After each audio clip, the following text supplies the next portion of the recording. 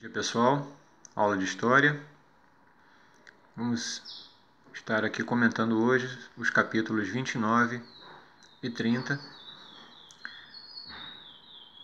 que tratam sobre a nova república, governos Sarney e Collor e de Itamar Franco a Bolsonaro, ok? Bom, lembrando aqui, pessoal, que nós vamos estudar esse recorte temporal aqui, intitulado para nós Nova República, mas precisamos estar cientes que esse período aqui, o qual nós estudaremos, fala exatamente sobre o período que se sucedeu, o período político que se sucedeu no Brasil após o fim do regime militar.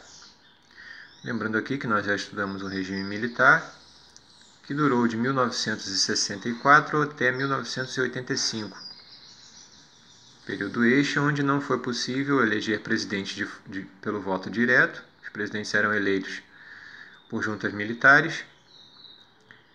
E ao fim desse período, em 1985, se inicia esse novo período da política brasileira, a nova república, aonde retomamos a democracia no Brasil e os presidentes voltam a ser eleitos de forma direta.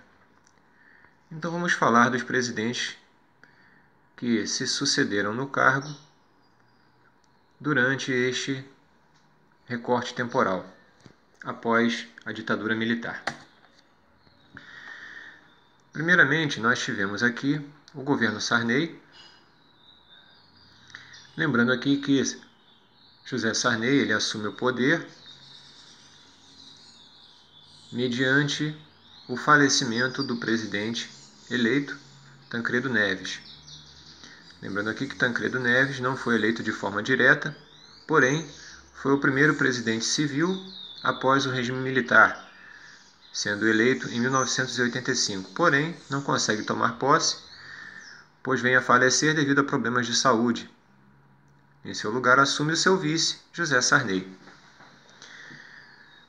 Nós vamos ter por característica, nesse período do governo Sarney, forte inflação, crise econômica e crise política, onde o presidente Sarney vai lançar mão de um plano econômico, aonde constará tabelamento de preços, ou seja, os preços serão reajustados à metade. Se você pagava, um exemplo, se você pagava R$100 em um produto, esse produto foi tabelado e passou a custar R$50. Seria um exemplo simples e direto desta política de Sarney, mantendo assim esses preços congelados e os salários também congelados para conter a inflação. Porém, a medida se mostra ineficiente devido a boicotes de produtores e comerciantes, e o plano acaba não funcionando. Continuando assim, uma rotina de hiperinflação, desemprego e carestia no país. Em 1989, acontece a primeira eleição direta para presidente após o período do regime militar. Os candidatos que despontam para esta disputa são Fernando Collor de Mello, candidato da direita, um candidato oriundo das elites do país,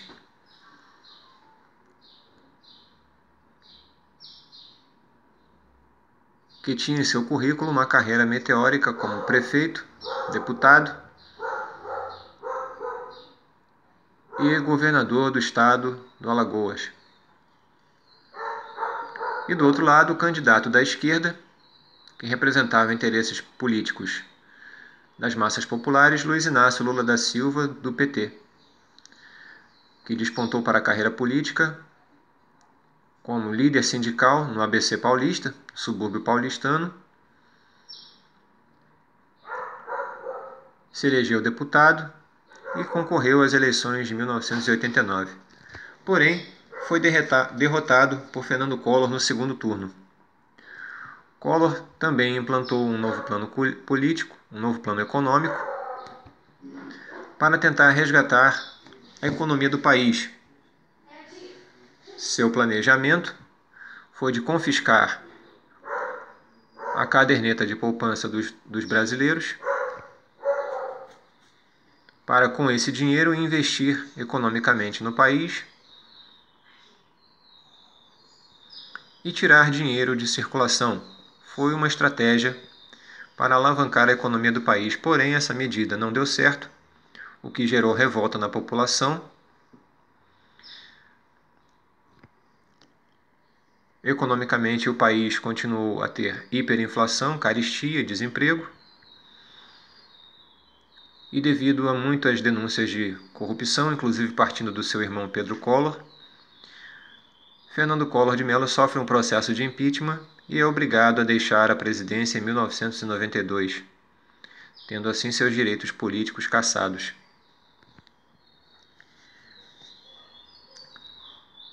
Quem assume no lugar de Collor é seu vice, Itamar Franco, que se notabilizou em seu governo por projetar e lançar o Plano Real.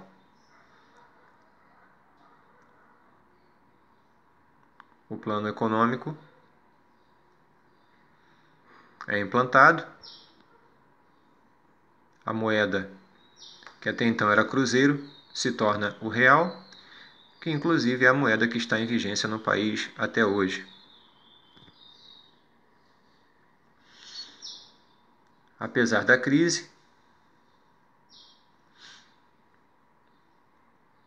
o plano é implantado e não é revogado, conseguindo assim alguma estabilidade em termos inflacionários, em termos de inflação no país. Itamar Franco foi substituído por Fernando Henrique Cardoso. Lembrando aqui também que a disputa nas eleições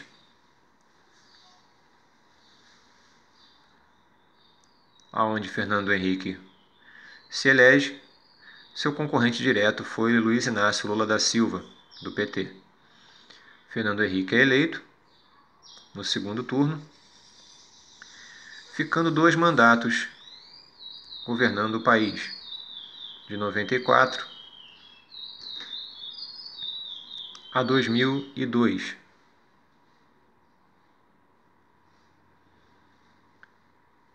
Fernando Henrique mantém o Plano Real e consegue alguma estabilidade econômica no país, em termos de manter a inflação sob controle.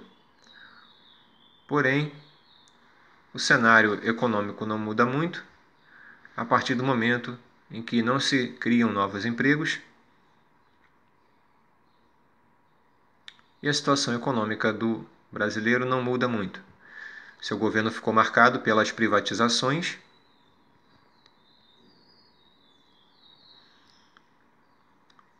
das empresas estatais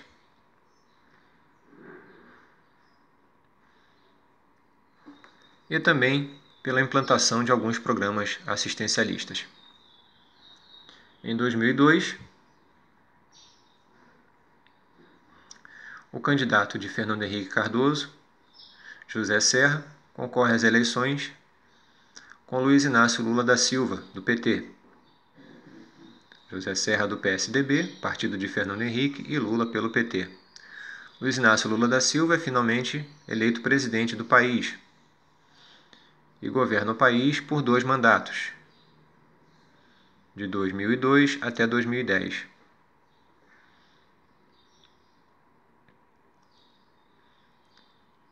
consegue, através da implantação de programas assistencialistas, como Bolsa Família, programas de acesso à universidade, como o ProUni, e programas habitacionais, como Minha Casa Minha Vida, o governo se notabiliza por um apelo popular muito grande,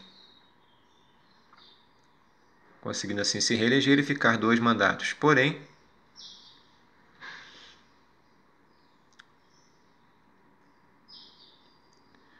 seu governo se notabiliza também por denúncias de escândalo de corrupção.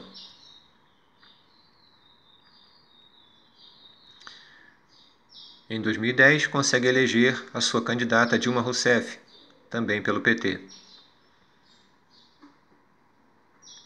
Dilma governa de 2010 a 2014 e se reelege. Porém, em 2016, sofre um processo de impeachment devido a problemas de corrupção que se arrastavam desde o governo de seu antecessor, Lula da Silva, principalmente problemas de corrupção na Petrobras, maior empresa estatal do país. Dilma sofre um processo de impeachment e é substituída por José Serra, que não consegue mudar o panorama político e econômico do país. Após o término de seu mandato, é eleito. Em 2018, o ex-capitão militar Jair Messias Bolsonaro.